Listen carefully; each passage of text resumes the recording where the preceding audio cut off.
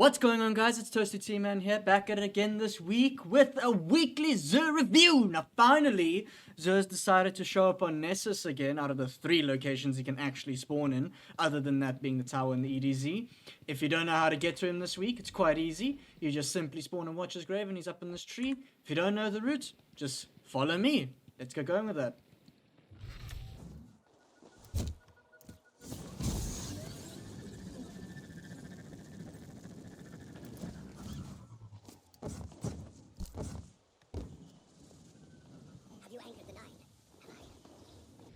Now that you know where Zur is, let's see what he has in store for us. These are from the Nine. Okay, Zur, we get it. Okay, this week with Zur, definitely Graviton Lance. If you don't have it, get it. Pretty decent in PvP. Heard it's got a buff for PvE. Can be all together. Good with the Catalyst in PvP. Only recommend for PvP. If you've got the Catalyst, very good on controller or console. Orpheus Rigs, Hunters, really good on your Night Stalker subclass. Gives you an extra shot of Mobius Quiver, or gives you more super energy back for using Deadfall. Definitely a must-have. If you don't have it, pick it up. Not really good stats, though. That's all I can say. If you don't own it, get it, basically, as a hunter. Christopher Lupi on Titans, not that amazing. However, can definitely recommend if you don't have it as before. It's got decent resilience, got decent recovery. It's up to you if you want it. Just gives you more orbs, and just casting a barricade gives you more heals. A lot of better other exotics you could use in PvE. Pretty decent for PvP, especially in Iron Banner. Other than that, can't really recommend. Get it if you don't own it. And then finally, Claws of Ahamkara for the Warlock. Whispers, just additional melee charge. Not that amazing for Warlocks. Obviously, you can have a lot of builds where you can just gain your powered melee back quite quickly. With that being said, not a decent stat roll, so if you don't own it, I wouldn't recommend it. But obviously, if you don't own it, just pick it up just to get it. And don't forget about your exotic engram. This week in the guns, I cannot really recommend anything except for Gnawing Hunger, which is one of the very few Void Order rifles. Now, if you don't know, this thing kind of is no longer a droppable, and it's got Rampage, Zen Moment, and Accurized Rounds, and Full Bore. However, you are going more for stability nowadays. But the Zen Moment completely allows you to, get that recoil, that stability, and the flinch over time when you land shots. Definitely a gun I'm going to recommend to pick up. It even comes with a stability masterwork. This is a really good gun. If you don't have the new, age-old bond from the Last Wish raid, which is craftable, of course. But this gun is definitely, from me, a must pick up. Then quickly just moving on to the last 2 guns, which is Hawkmoon, obviously coming with Killing Wind.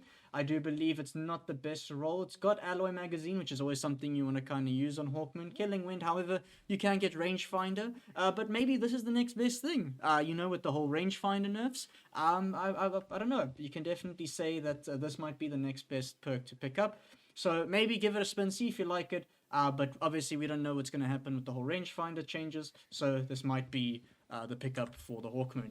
And obviously with Dead Man's Tale, 4th time's the charm. Can't really recommend. There's a lot of better rolls. I normally prefer the Outlaw roll. Obviously just giving you that better, reload when doing your shots in PvP, because cannot recommend this gun for PvE.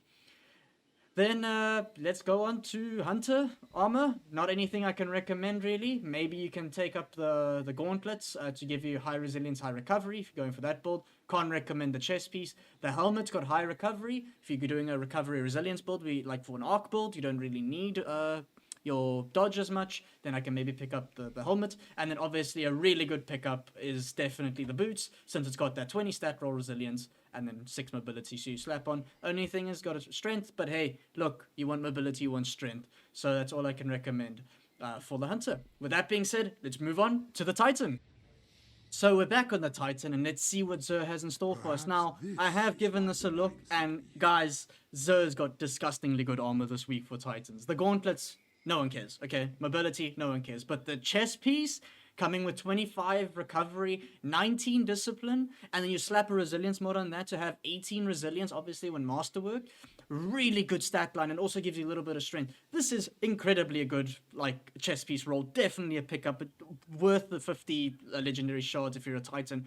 And then in addition to that, the helmet is also pretty cracked, coming with 20 discipline and 25 recovery, giving you another resilience mod you put on. Obviously, another 18 resilience and very good recovery. These 2 pieces together is incredibly cracked. And then just to put the cherry on top of everything, the boots, albeit not the best roll, but still pretty decent, because you can get to 18 recovery and then slap a resilience mod on there to have 22 resilience. So honestly, this week, if you're a Titan, I definitely do recommend picking up these three pieces. It's basically a build in and of itself. It's not Artifice armor, but still pretty good. With that being said, let's quickly jump over to the Warlock.